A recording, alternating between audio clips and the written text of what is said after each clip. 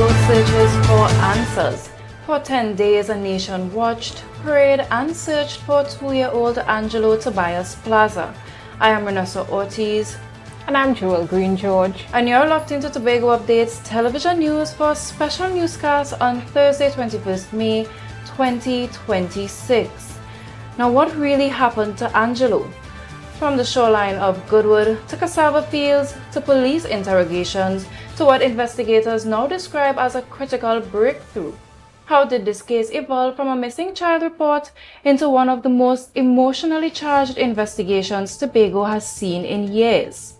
Tonight we reconstruct the timeline, we examine the questions, we hear from villagers, legal minds, search teams, and trauma experts. Now, Joel, Sir? have you been following this tragic event? Of course. It's all we've been able to think about and to see. Now, for me as well, and for many, this is their first experience and hopefully their only experience of a long-term missing person. But I know of a family, as we've been talking, some of these cases in Riseland who experienced a missing child in the 70s, who would be a mature adult today, and she is still missing. So this isn't Tobago's first missing child, but for those who feel they may have missed something in terms of this case with little Angelo, here's a recap for you to take in. Today is day 11. It's Thursday, May 21st, and we see where investigations have pivoted to a homicide, where the multi-agency search has officially transitioned into a full homicide investigation following a major breakthrough under the guidance of the Homicide Bureau of Investigations and the Special Victims Department. Then we read about reports of the stepfather's confession, where shockwaves hit the nation following the reports that the toddler's stepfather, Shannon Miller, allegedly confessed to investigators that he strangled the 2-year-old Angelo before dumping his body into the sea near their Goodwood residence. Further developments state the suspect was then hospitalized after giving his statement. He complained of feeling unwell while in police custody. He was escorted by law enforcement to the Scarborough General Hospital for medical evaluation, temporarily delaying a planned police walkthrough of the crime scene. As the investigation progressed, we had the release of minor persons of interest. Following intense interrogations of 7 individuals detained earlier in the week, including family members, the Trinidad and Tobago Police Service has released several persons of interest, keeping focus purely on the primary suspects. And with continuous efforts to recover little Angelo's body, they abandoned the previous wide-scale grid searches at the Mount St. George landfill and the Dam Road. Specialized tactical units and diving teams have refocused their operations on localized marine zones and specific points of interest in Goodwood Bay to recover the child's remains.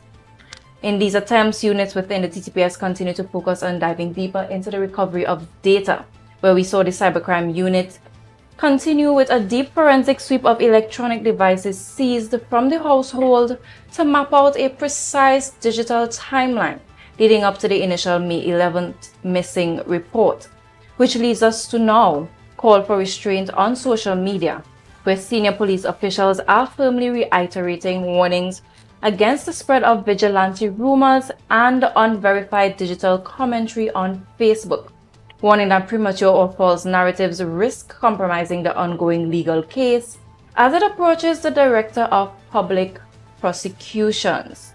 And we're going to get a bit more specific as it pertains to each day. Now, Joel, on day 1, we saw where 2-year-old Angelo Tobias Plaza reportedly disappears from Cambridge Trace, Goodwood, Tobago.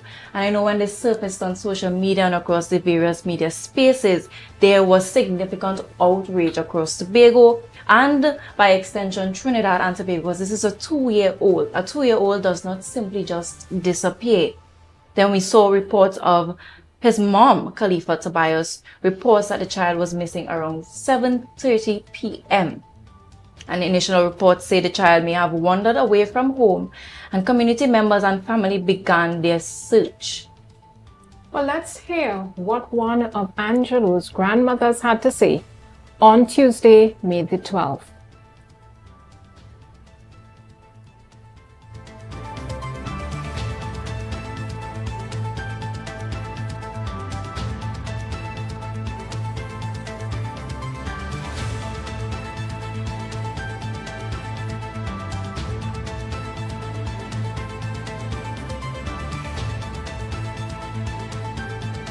Heartbroken. He's a loving child. He wouldn't go into that water just like that. I don't know what happened.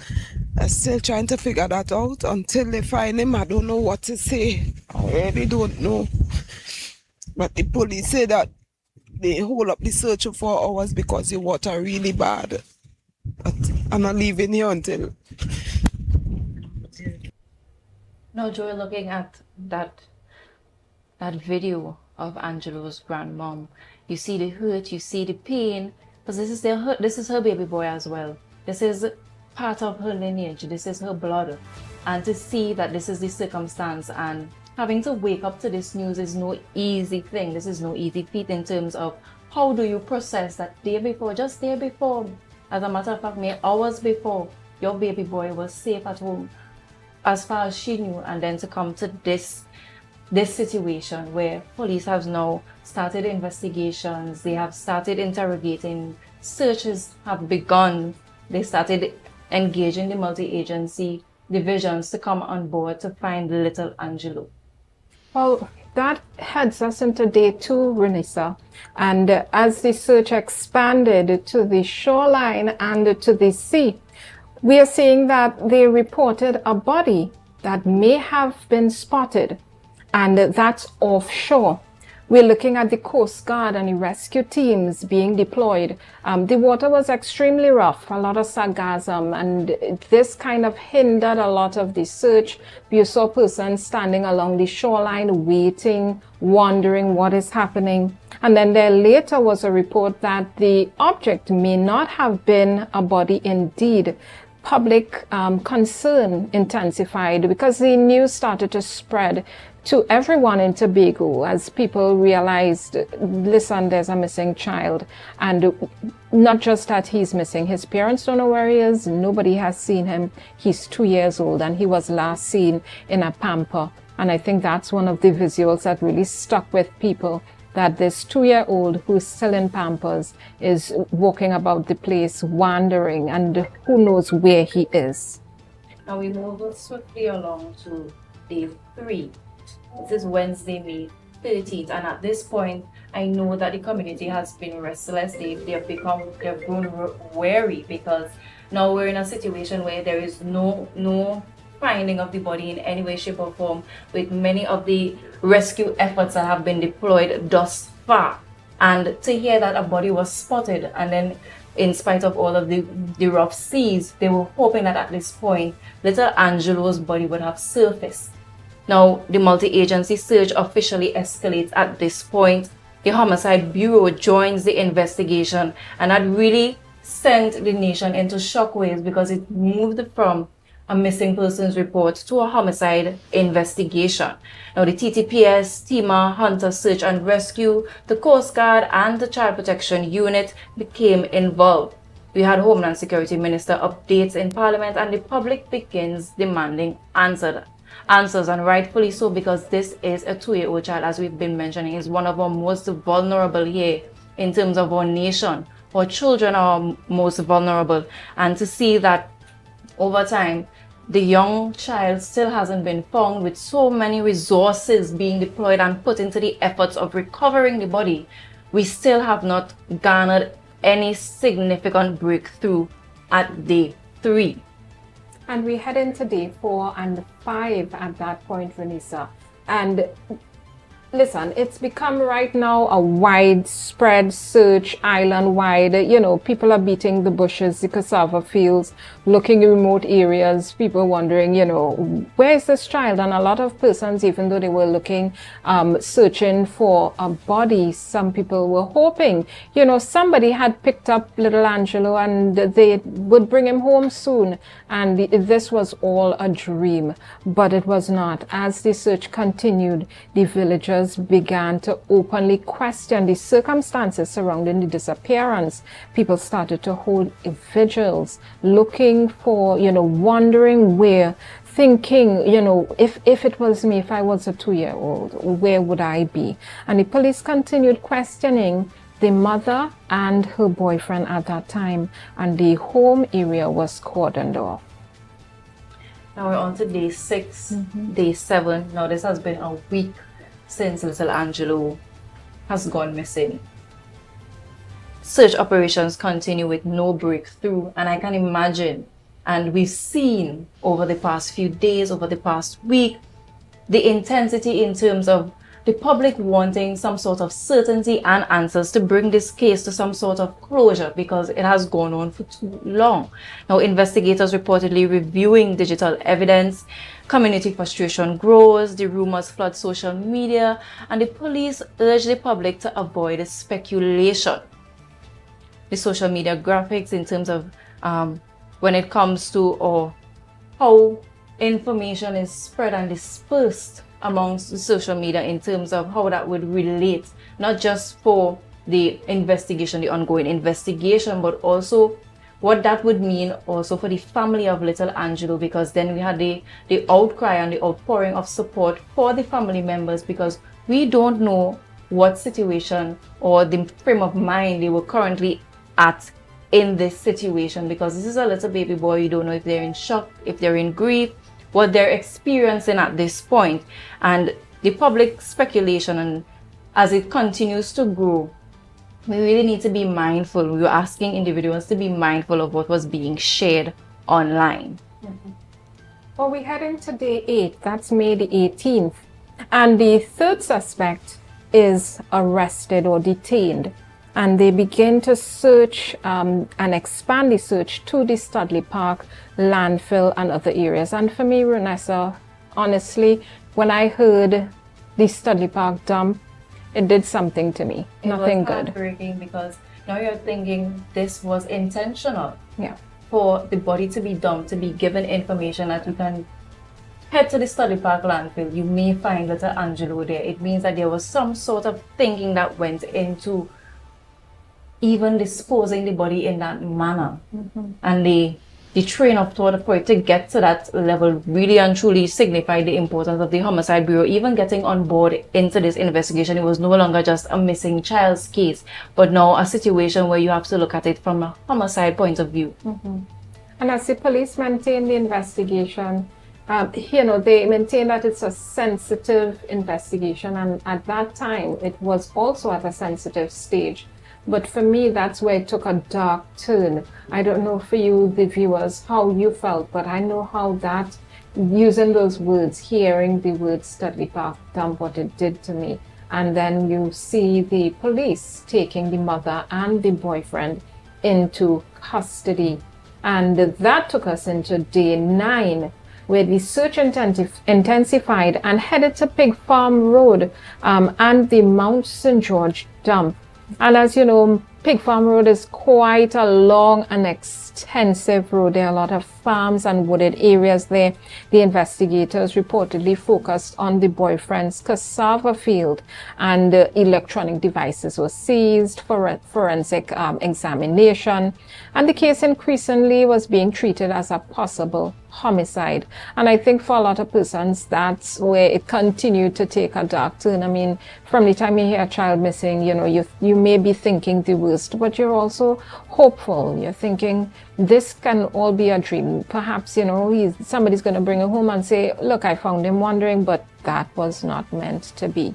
But let's hear from the Hunters Search and Rescue team as they are in day 9 of this search.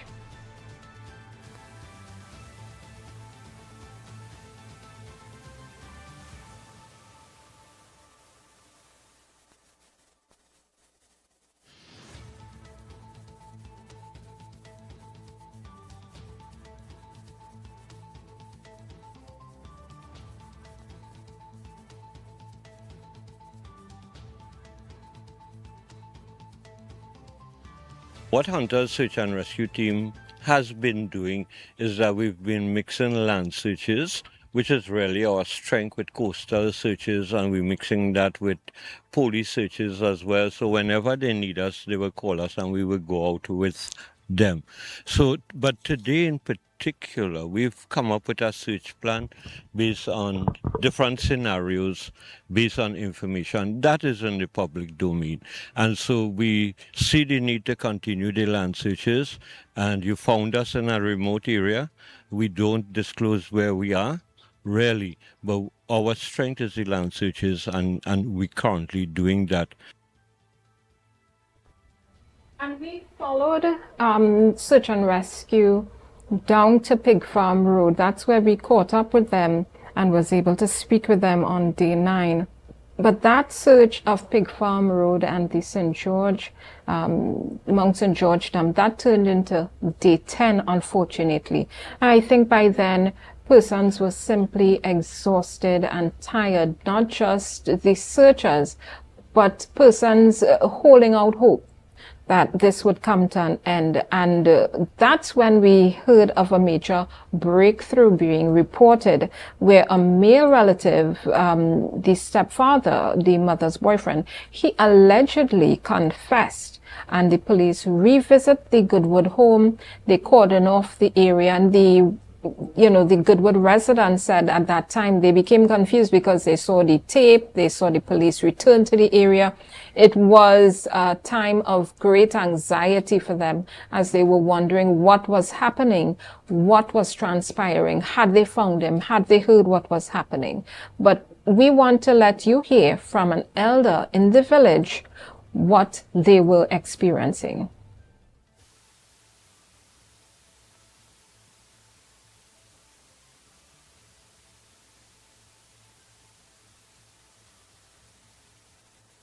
Feeling very, very sad with this situation because sometimes I see the mother bring the child in Sharon supermarket in Goodwood up there.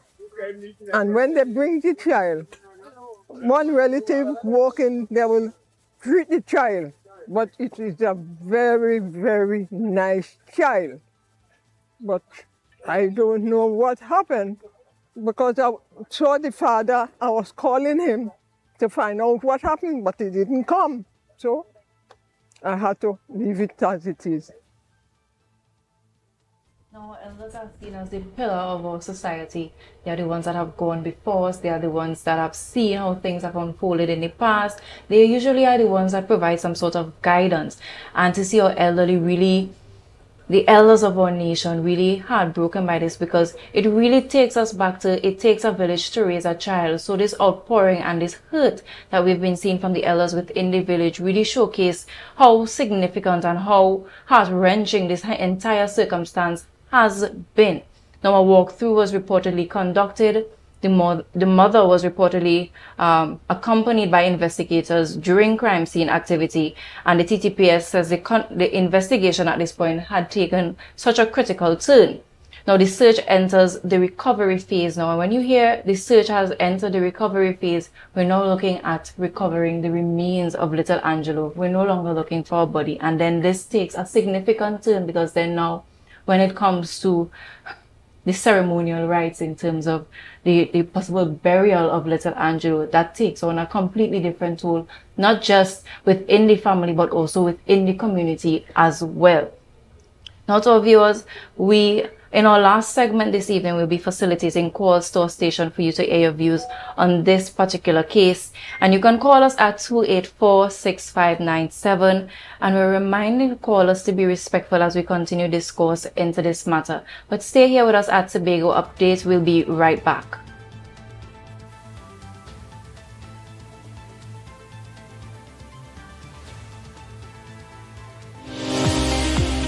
Early prostate cancer has absolutely no signs or symptoms, and that's why we strongly push the men once a year, get out there and get screened with a digital rectal examination and a PSA, prostate-specific antigen, a blood test.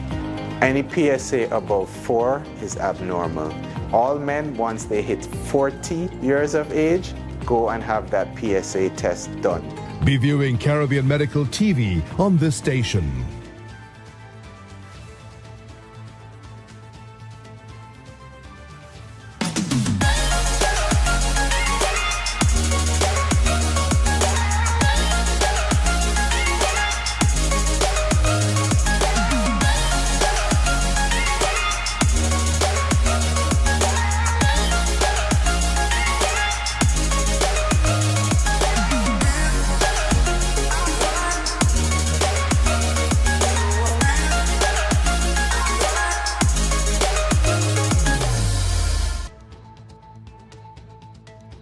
and I have never, ever tried anything from the dirt oven. Let's go to the backyard dirt oven on a Thursday and talk about authentic. On entry, I felt at home. I felt like I was going to visit my loving grandmother on a weekend. The kind of weekend where she showers you with love, stories, and food. This place is a home away from home. And just like I would do at home, I popped the question, what you had to eat day? And boom, coconut drops. Boom, bread. Boom, garlic bread, boom, hops, boom, coconut tart, boom, jam tart, and boom, something they call nuts. And just like that, Mistress Baker was ready to pop them in the oven. And don't worry, she had some help. And while we was waiting, I said, let me hear from Mistress Baker herself. Well, we've been operating for a couple of years now. We started, this was a COVID project. We operate strictly on Tuesdays. Tuesdays only. We don't keep stock. We only sell on Tuesdays. Such a sweet lady. Hey, Olia, it's ready. When last you see a nice golden brown bread, sir? Backyard bakery for the win. Olia, a GT. I finally get me the oven bread with a little extra goodies on the side. You might be asking, where they're located? They are located on Bukuru, right on Nightingale Avenue, right before Racetrack Wheels if you're coming from town. Just look for the green hedge. You can't miss it. Pause. Check out the menu they one time. Honestly, guys, this is an experience I will never forget. It's a home away from home, a place filled with love, life, and most importantly, good bread. Who said the elderly can't have fun too? We're talking good food, proper music, lots of games, and a day at the beach they will never forget. From the time we left the compound at Heavenly Care Home for the Elderly, the vibe was already established. Wheels up and seatbelts on. Watch now, when we touched down in Pigeon Point, everybody was ready for excitement. But before anything could take place, we had to secure bellies. You ever play bingo by the beachside? Well, that was the first activity on the roster, and boy did these seniors have fun. However, others wanted something more physical, so we brought out the ring toss, and not even arthritis could have stopped them. Well, I was blown away at how straight these people were. Are you sure this is a home for the elderly? Nothing beats a Jet 2 holiday, but nothing beats the song of Good Steel Pan by the shores while we take a dip in Tobago's finest water. Wait, more food again? This is my type of event. The energy was amazing and nothing short of a blessing. Big up Heavenly Care Home for the Elderly, because joy doesn't retire, laughter doesn't age, and memories like these last forever. To a stranger. The Caribbean is more than just a place. It's a spirit, resilient, vibrant, and full of possibility. It's who we are and the heart of everything we do. For over 150 years, we've been right here, invested in the Caribbean, its people and its progress. And today, we're going even further.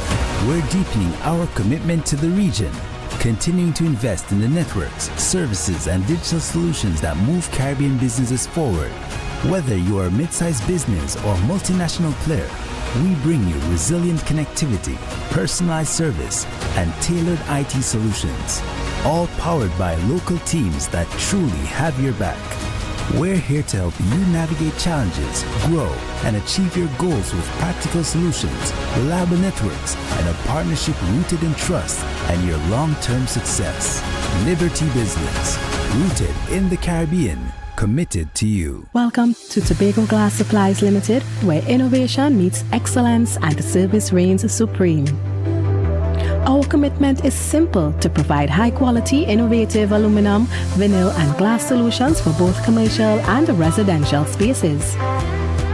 At TGSL, we don't just meet needs, we exceed expectations. Our range includes the finest aluminum cladding options, setting new standards in durability and style. Driven by our passion to elevate, we aim to be the leading supplier in the Caribbean market while retaining our identity as a family-owned business. Because at Tobago Glass Supplies Limited, it's not just about products. It's about relationships. It's about you.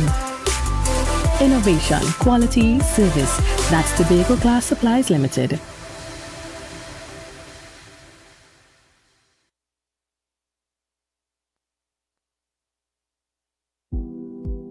goals, we've got them. At S&R Hair Fantasy, we provide a wide variety of quality hair, the latest hair accessories, adult toys, skin lightening products, female underwear, and much more under one roof. Check us out on Shelbourne Street in Plymouth or call us at 317-0808. We're open Monday through Saturday, 10 a.m. to 6 p.m. S&R Hair Fantasy for queens who know exactly what they want.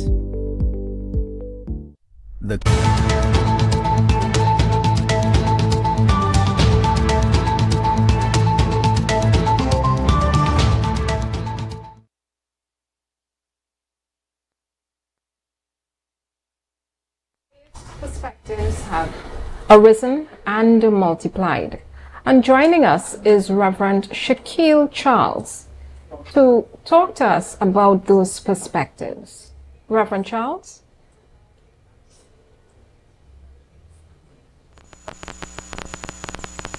How are you, Reverend Charles? We can see you. Are you hearing us? We're not hearing you clearly.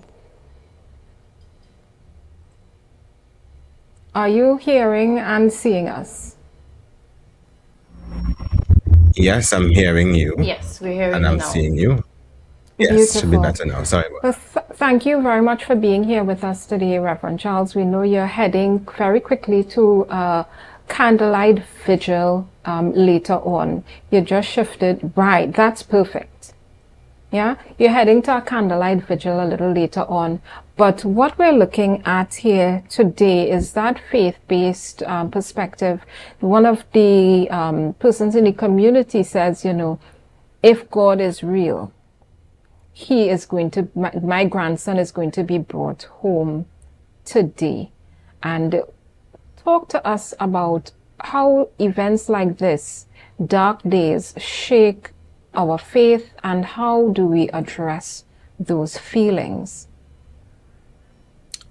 Okay, so I'm happy that you mentioned the fact about feelings. So I speak not only as a priest, but I also speak as a human, as a citizen of the country, who has been looking on, who has been praying, who has been, engaging the matter, listening to the matter, listening to persons' response to the matter. We are now many days into an abyss of uncertainty, really. People are tired, people are frustrated, people have prayed, people are weary in the sense of it, people are angry, and many people are just struggling with the entire emotional weight of not knowing. And so the exhaustion is real or insurmountable. And we should not really dismiss it. So the first thing I would want to really highlight is, the feelings. What are we feeling? We cannot negate or we cannot pacify how we feel as people, as a nation, and as human beings, as Christians, in some instances, and the like of it. From a faith-based perspective, it always has that ticklish kind of that question that we may ask ourselves: where is God in all of this, really? And we have to just remind ourselves that God is certainly in the midst, and despite the circumstances, despite how grim the circumstances is, all that we can have is faith, as the matter continues to unravel, as we hope. As we hope for some kind of closure. I'm not sure, I wouldn't want to use the cliched statement, hoping for the best, but just hoping for some sort of closure, that persons' consciences, those persons who, have that type of information, those persons who are carrying that burden, that their conscience is so rocked or erupted that they would aid the process along, to bring this matter to rest, to bring the nation at ease, because I think we are all uneasy as the days go by. We are all uneasy based on how this matter has been unraveling. Yes, Reverend, I have an important question for you, and this may be a hard question, not for you, but for some of us looking on at the events as they unfold, looking on at who and what is involved, and we hear a lot of rhetoric about the type of violence that persons would bring to bear on those who have perpetrated such an event. And it's a raw and very sensitive time.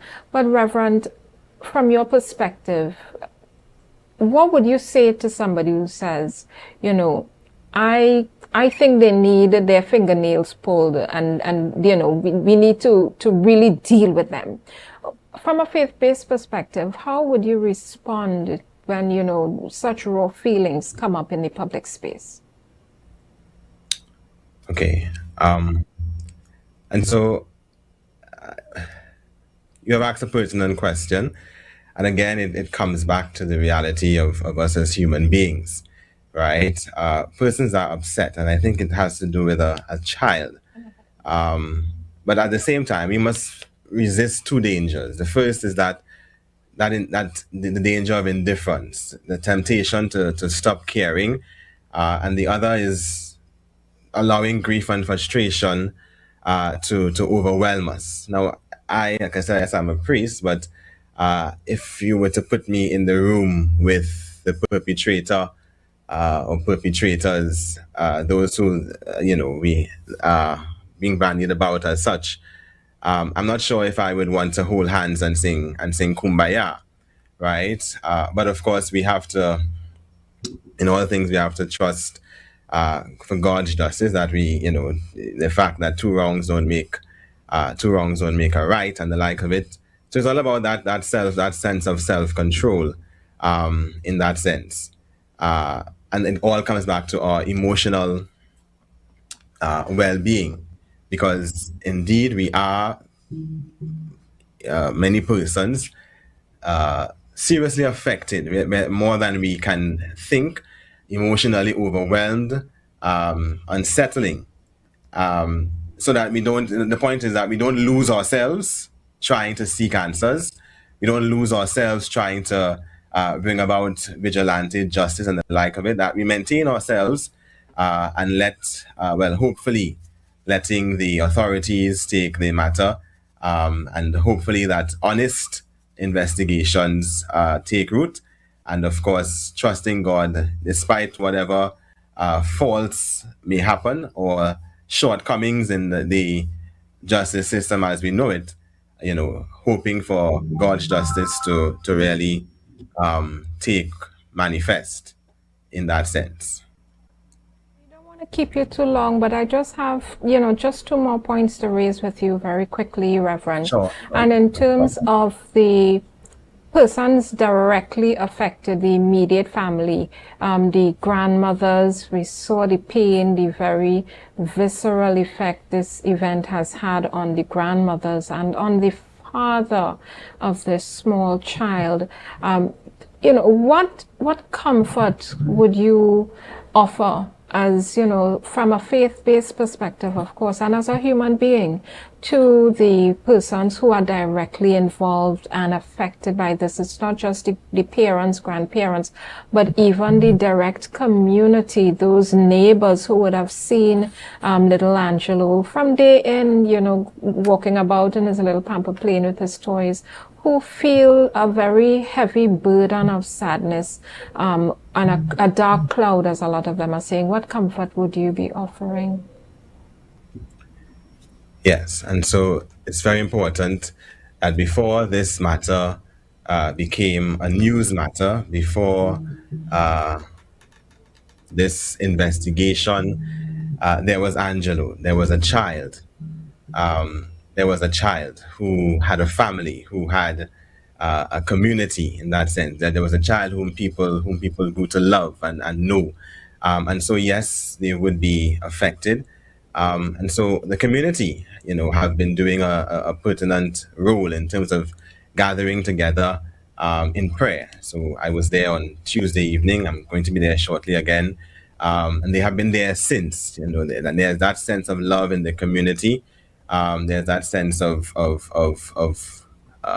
care one to the other, and that prayerful support, because we can't, that's all we can really do at this point in time. And I think as we have recognized that, there are persons who have come forward and have assisted in the searching. There are persons who have, there are persons who have reached out in more so ways.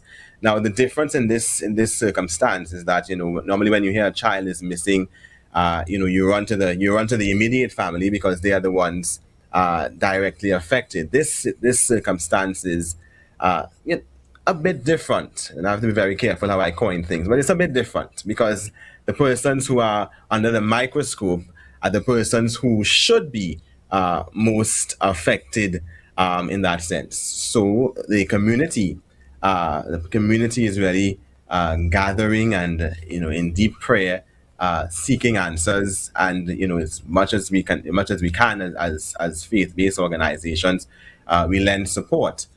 We lend prayerful support, other forms of support as the matter continues to unfold, hoping for some measure of closure to bring the matter to rest and persons' hearts and minds at ease. And finally, Reverend Charles, before we let you go to that candlelight vigil that you're heading to, my mind always runs to those who run into the burning buildings, to those who have to go and save, those. So right now my mind is on those first responders, the persons who are looking actively for Angelo. While we are being traumatized from a distance, they are there looking for his body. How do they reconcile, and what kind of words of comfort do you give to persons like that in terms of getting them to keep their humanity intact after having to deal with the dark underbelly of our society, because that's where we are right now? Yeah, and so we have to also recognize that they are humans as well. The search teams, the volunteers, the authorities, the likes of them. And so it's important for, that external support from, maybe the Division of Health, counseling. These type of engagements must be, looked at and sought after, especially for the first responders, especially for those intricately involved in this entire ordeal, so because behind the uniforms, behind the official roles, they are human beings who can also become weary, who can also become emotionally burdened, and so we have to be aware of that. And so it's all about the trauma that's affecting us, families, the entire island, communities, but the responders. And their families as well. We have to take in consideration their families, because they don't go home, they go home to people as well, in that sense. And, can also experience that emotional strain. Sometimes they might continue functioning while quietly carrying the stress and exhaustion of the matter. And so it's only hope that, the agencies involved, that they would have that external support systems ready, for their workers, for their volunteers, to really bring them back to that place of where they can be, rounded and given that sense of relief from the burden in which they carry. Well, we want to thank you, Reverend Shaquille Charles, for taking the time to speak with us at Tobago Updates this evening as we recap on this very extended and heart-wrenching ordeal. It's something that we're having a lot of trouble grappling with, but we're here. And, we also want to thank those who are supporting our first responders, making meals for them, making sure they're well taken care of, even their families who are supporting them when they come back home exhausted, tired, drained from this ordeal, being out there searching. I want to thank the families of the respondents, and as well those who are feeding them, supporting them in every way possible. Yes, certainly, and we continue to uphold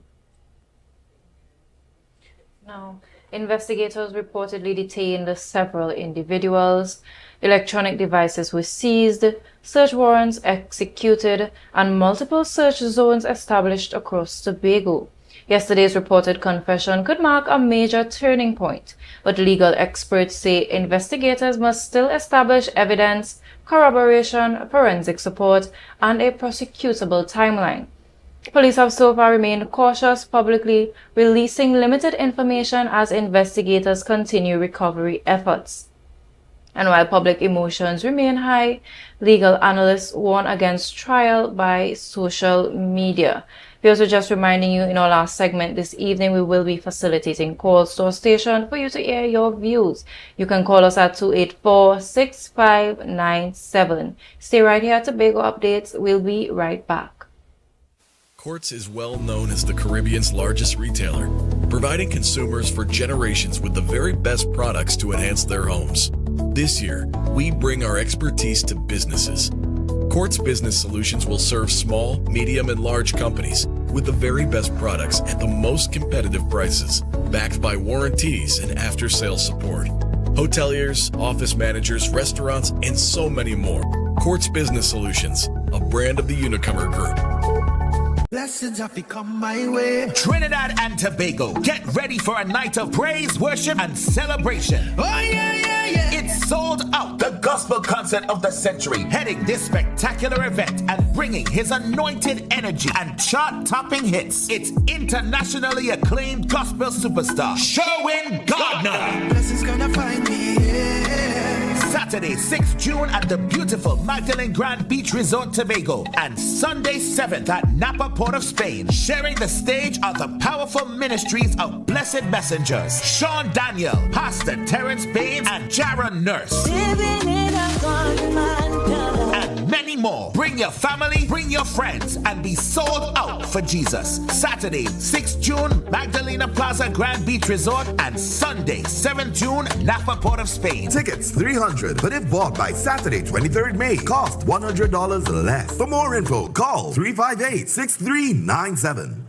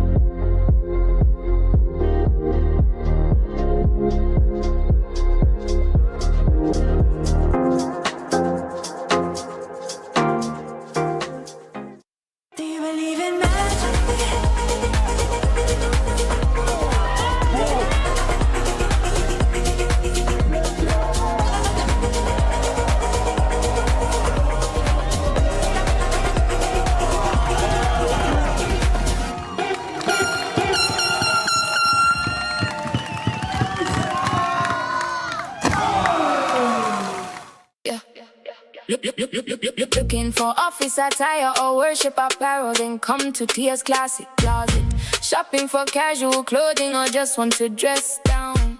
Big discount, so it's you on clothing and comfortable shoes. Get some wonderful accessories to match your attire. Come to Tia's Classic Closet at 39 Montgomery Road. Opening hours daily from 9:30 to 5:30. For more information, call 710-168-9999999. Sofa Factory is here in Tobago. Conveniently located Montessori Drive, Glen Road, Scarborough. Up to 20% off on select sofas for customization. Deals on some sofas from as low as $4,000 until stocks last. 10% off on all wardrobes. Half off on shower heads with the purchase of a vanity set. Come in and experience the new way to shop for furniture and see the quality in person. Make your goals a reality this season with Mount Pleasant Credit Union. Tobago's choice, we got you smiling. Come and feel that mid-year feeling, oh yeah. Mid-year island dreams, we make it easy. $20,000 to $100,000. Come and see, we warm hearts, bright plans, your goals grow. Mount Pleasant Credit Union, Tobago's choice. You know, every loan once approved, more reasons to celebrate. Chance to win big, doesn't that feel great? Up to $3,500 in exciting gift certificates. Share investment starts as low as $2,500. Mid-year island dreams, we make it easy. $20,000 to $100,000. Come and see, we warm hearts, bright plans, let your goals grow. Mount Pleasant Credit Union, Tobago's choice, you know. Okay. 335, 336, 337, 338, 339. Counting on your fingers again. No wonder you lose your business. Grandpa, thanks for helping me start over. You not lucky in business, you know. As a child, you tried to sell hog plum. That failed. As a teenager, you and your boyfriend tried to break into the jewelry business. But hey, where that boy end up? He live in Aruka in the Grove. The golden one. Oh, child, if you want to get into business, you have to have your financial records intact. But hey, do you know your numbers? Of course, 624-333. No, child, your numbers, your ratios, your equity ratios. You have a financial handicap. What? You need to see somebody about that. Anderson. Who? Anderson in Trinidad and Tobago, they offer tax and accounting services. They know about financial management. Grandpa, I started this business with nothing. And nothing is what you will end up with unless you call Anderson Services. Here. Okay, this card is nice. Yeah. What's this? Your rental fee. Have business will pay rent. Hot and groovy in the soca party.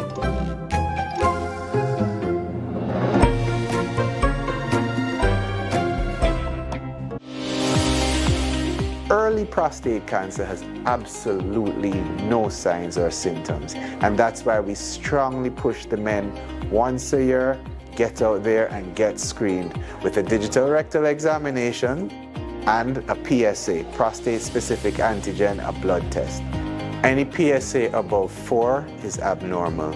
All men, once they hit 40 years of age, go and have that PSA test done. Be viewing Caribbean Medical TV on this station.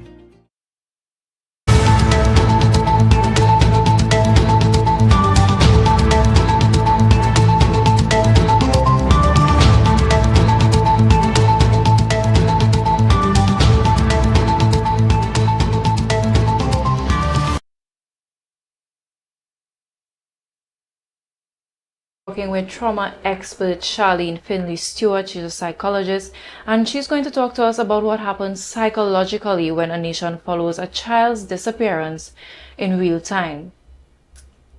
In this particular scenario, we as a nation are experiencing something, as we know, is a grieving process. This is related to the fact that we all feel attached to what has taken place. It is not something that happens very often, and it has been in the public domain for at least a week or so. And everyone feels an attachment in some way or the other. We're all parents, we're all caregivers, we're all guardians, and we do still have a community spirit. So hence the reason why this situation has impacted the nation in such a strong manner, that everyone feels responsible in some way because of what is taking place, and it has affected each person one way or the other in some negative form. And related to that, that creates a sort of latent anxiety. So people will be experiencing anxiety because they're constantly watching updates. So there's a waiting for a follow-up report, and it takes you down a road that is not healthy. Now, what everyone is experiencing is normal to this situation. The situation might be abnormal, but the experience, what they're going through, is normal. And I don't want anyone to feel bad for what they're experiencing and for others to tell them, because it's not your child, you shouldn't feel this way. As a mother, we would feel a particular way. We would become more hypervigilant. Even fathers as well, and caregivers and parents will become hypervigilant, because now you're wondering, could it be me? Could this have happened to me? What would I do? So we're all seeing it from a case of our standpoint. You know, When your neighbor house on fire wet yours, how can I ensure that I don't have to go through this pain that is being experienced as a nation? And Charlene Findley-Stewart, behavioral psychologist analyst, she was able to further talk to us about the stigma that the community of Goodwood may be experiencing at this time and how they can deal with it. One of the ways that the community of Goodwood can aid in helping themselves is to avoid the doom scrolling, because many of this information they're getting is what they're receiving from the news, where people are saying the village is not a good village anymore. The people who are commenting are not from the village, so they don't know the characteristics of the people from the village. I don't know the characteristics of the people from the village, but I do know that in every area they are good people. So what they can do is create their own support group. They have the village council. They can meet at the center. They can have healthy discussions about ways they can help support each other in their emotional struggle. Just talk to the emotion, not a matter of blaming anyone for what has happened, but focusing on how we can give support and validate our feelings, because many times people are extremely stressed because their feelings are not being validated. So they can take the opportunity where they can meet as a group, just discuss. If they're praying community, pray together. And now we're going to hear about how the community is feeling from the community leaders on the ground in Goodwood, and what Goodwood has been feeling like emotionally in spite of this circumstance. So for the past 10 days, what has been going on here really is that the child went missing like from Monday, and the search started from there and continued until, up to yesterday. The police were here, but still the body has not surfaced. They have not retrieved the body as yet. But the people of Goodwood, we are not really pleased about this kind of ordeal, because this is the first time that Goodwood has been hit with such a disaster, I have to say, right? Such tragedy. So we, the people of Goodwood, we are shaken. And what we are doing most of the days now is that people from the nearby village like Pembroke and villagers of Goodwood, we will come together and we will pray and, try to, beg God if He can help us to really find this child, because this needs some divine intervention. Now we've just heard from Wendy Devines of the Goodwood Village Council, and now we're moving on to sentiments expressed by the aunt of baby Angelo and some of the support that the family needs right now in this challenging time.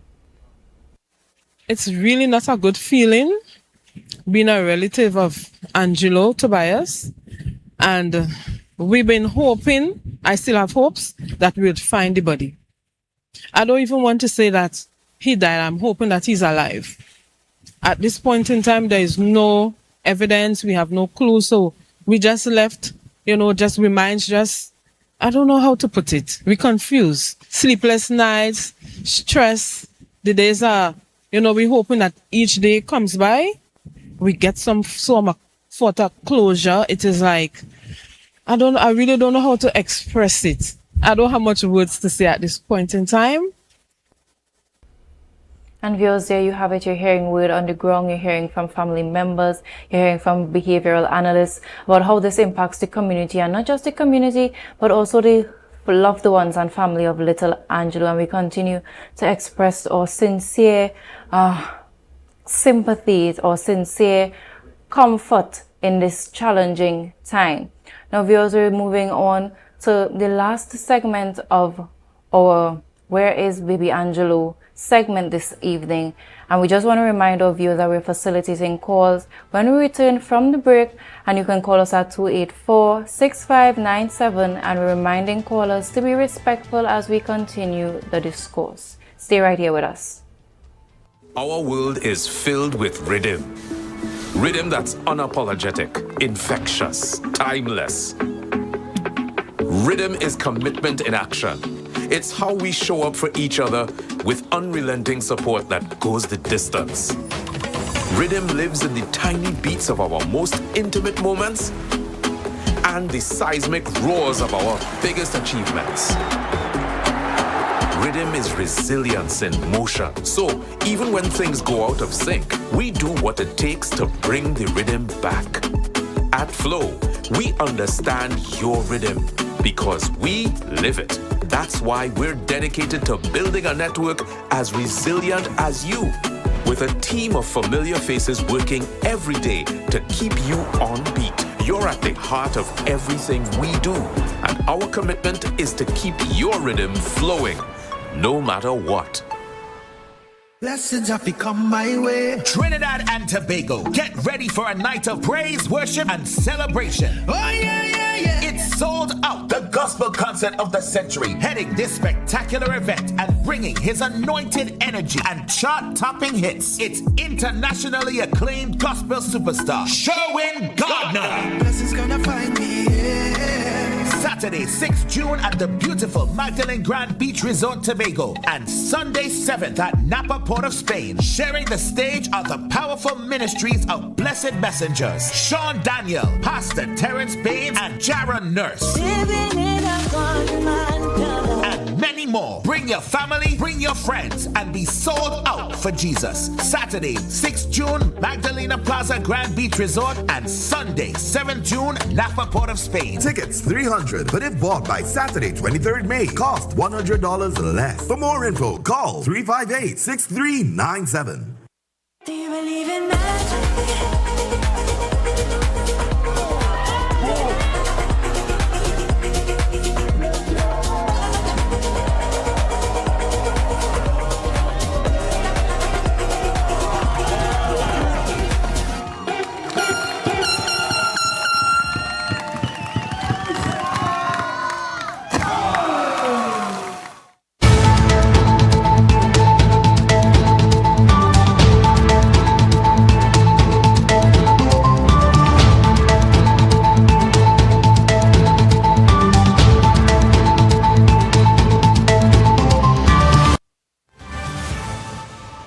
Viewers, welcome back and thank you for staying tuned with us here at Tobago Updates this evening as we continue in the conversations of Where is Angelo?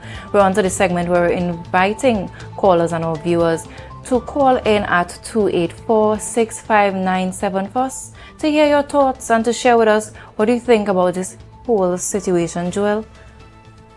Let me tell you, for those of us who feel we have to express ourselves, now is the time for you to do that. Get your phone, right?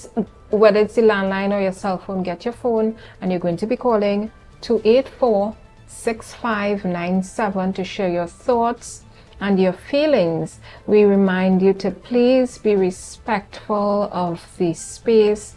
This is a space where people of all ages, beliefs, as well as perspectives hold on to, that kind of feeling about, what people are saying. So please be respectful and share your thoughts, share your feelings, but we want you to remember that this is a safe space and you're capable of sharing your thoughts and your feelings in a respectful as well as compassionate way. Baby Angelo has not yet been found. Let's keep that in mind.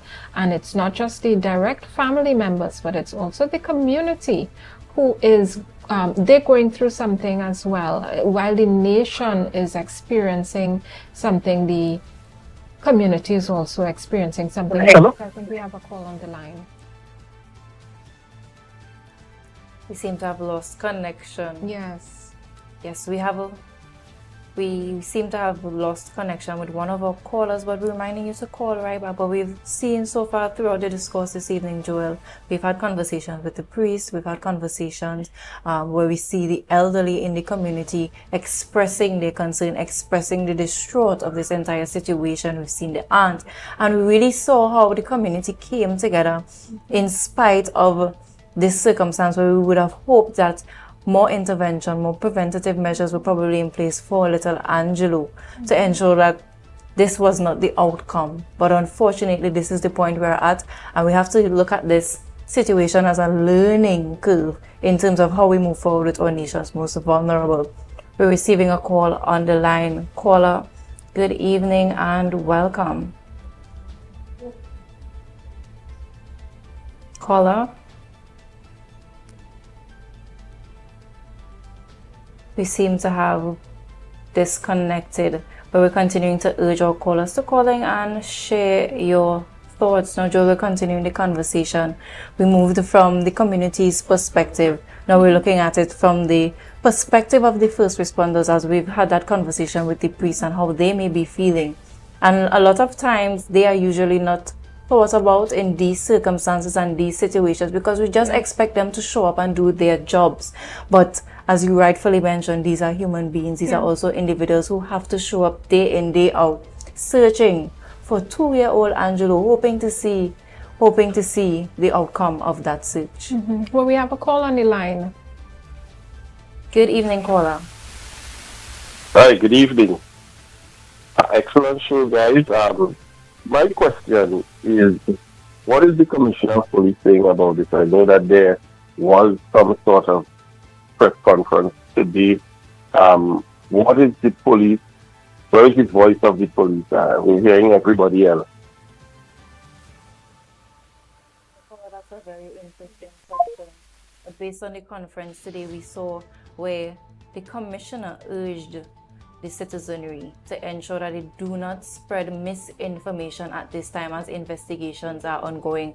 I also remember seeing within the online the conference where he mentioned that when information is dispersed to the police in terms of investigations and individuals then release this information within the public space, it then turns the investigation into a different direction. By now they would have had the upper hand on possible suspects. That is now completely thrown out because then they now have to look at a different way of investigating the case and ensuring that they get all the relevant information and evidence to really have this case stand up and really for us to get the justice that we want to get out of this case.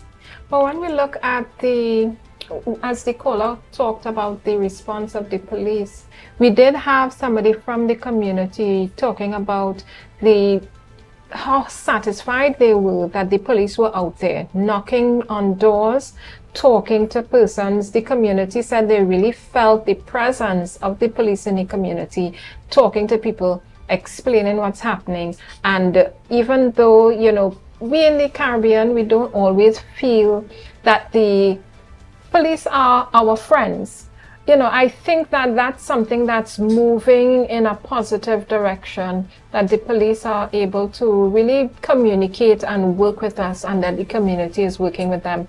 And we would encourage anybody, not just if you're in the community, but wherever you may be, if you have information about this case, please remember to call the TTPS. You can call 999, you can call 800-TIPS. Listen, as they say, by all means possible, get it done. Get to the police, give your information. Angelo needs to be found. We need peace, whether, as somebody said, whether he's dead or alive. People want to know what's happening, right? We're in day 10 and we're not just begging for ourselves as, it's exhausting, but emotionally, psychologically, people want to that closure. They want to know that, okay, this case we have found peace, we have found some sort of information for us to move ahead with our lives rather than having this information to the back of our minds that little Angelo was not found. Yeah. We would prefer to have something show up so that the family could have some sense of closure, the community as well, by extension, Trinidad and Tobago. Do we have a call on the line? I'm hearing that we do. Yes, caller, good evening. Good evening, caller, you're on the air.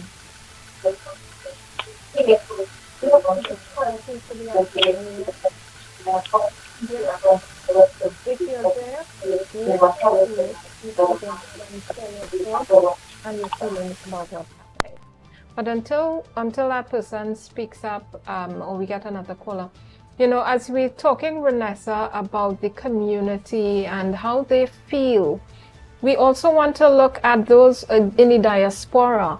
We have persons connected to Tobago who don't live in Tobago, but they're following the news, they're following the events very closely, and they're feeling the grief they're feeling this sadness, and even if he's found alive, which we hope, persons are still feeling that anxiety. We have a call on the line. Please go on.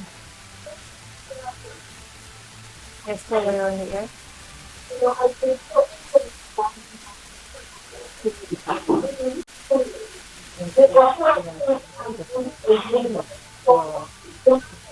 But we as Joel mentioned rightfully, diaspora, they are locked in because this is also their child. This is also the diaspora's child. Because when we look at this case, we don't just look at it single-handedly. We don't just look at it as this is someone's child. This is our child. And as Chief Secretary Farley Augustine mentioned in one of his posts on social media, we have significantly moved from where we were at in society. I think we have a caller who's yes, ready. we have a caller. Good evening, caller. You're on the air. Hello, good night. Good night. Living in Tobago for the last 60 years.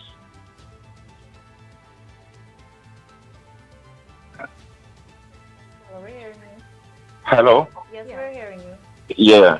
Living in Tobago and knowing, growing up and living with people, and life wasn't like this. And it hurt me when I, as a parent, yeah, good night. Yeah, go ahead, we're listening. Yeah, as living in Tobago and knowing that life wasn't like this, it hurt me. As a parent, I grew children. I raised children here, and I raised children that is not mine.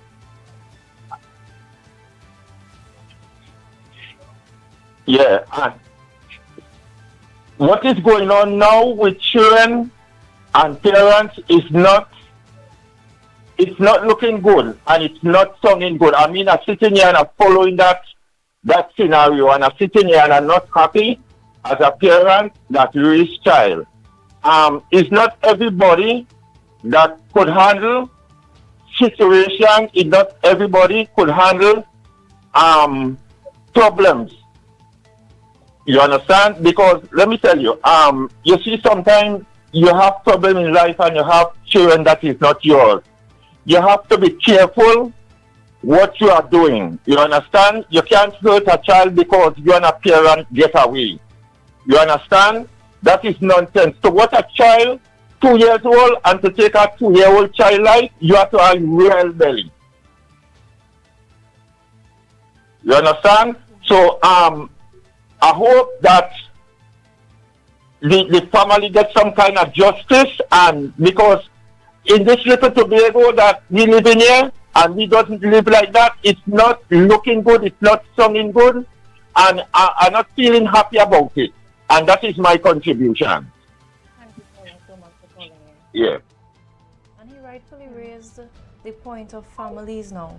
Long ago, you had that extended family where everyone, all hands on deck. It still went back to it takes a village to raise a child. And now we're seeing more single parent homes. We're seeing homes where, in terms of the parenting styles, have changed drastically from long ago to now. And while we may look at some of these parenting techniques as a bit harsh or overwhelming, these were the values and the systems that ensure that we had citizens who not only thought of themselves alone, but also the well-being of others. Yeah, before we, continue the conversation, I just want to remind the callers, potential callers, of the number, and the number is 284-6597. That's 284-6597 from your landline, from your cell phone. Please call.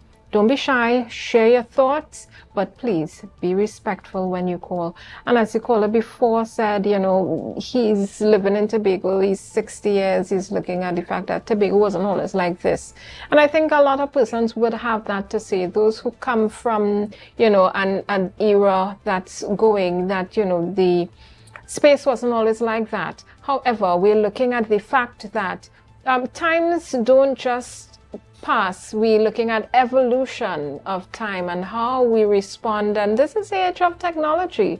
A lot of children being born right now are growing up in that age, devices in their hands, and the parents, have to find new ways to try to connect with their children. And single parent homes don't always mean that there is something wrong. They don't mean that, the family is going to go astray. We have single parent home for all sorts of reasons, right? So we're not talking about, that as if we're looking to castigate anybody or to criminalize anybody.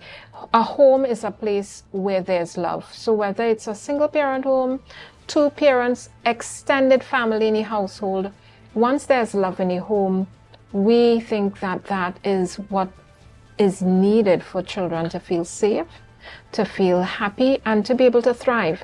And that's what we want for Tobago. Don't forget to call. Our number is 284-6597. Vanessa? Yes. So to our viewers, I want to say thank you so much for staying tuned with us here at Tobago Updates as we continue to follow closely with little Angelo's disappearance and the outcome of this investigation. Now, for 10 days, Tobago searched. Parents looked at their own children differently. Villagers walked through bushes and shorelines hoping for hope. Search teams pushed through exhaustion. And the nation followed every development, praying for a different ending. Tonight, many questions remain, but beyond the investigation, this case has forced Tobago to confront painful realities. Child safety, community responsibility, trauma, and the emotional weight carried by small communities when tragedy strikes. The investigation continues, and Tobago Updates Television will continue following every development responsibly and carefully. For now, Tobago waits for answers, and I'm Renessa Ortiz, and joining me tonight was senior reporter Jewel Green George. And that's all the time we have for tonight's Tobago Updates News. Good night, and we have a snippet of police on the scene, so you can just take a look at that as we wrap up this evening. Good night. That matter is under investigation. At this point in time, it would not be prudent for the police to be giving any information. That report you got of a confession did not come from the police.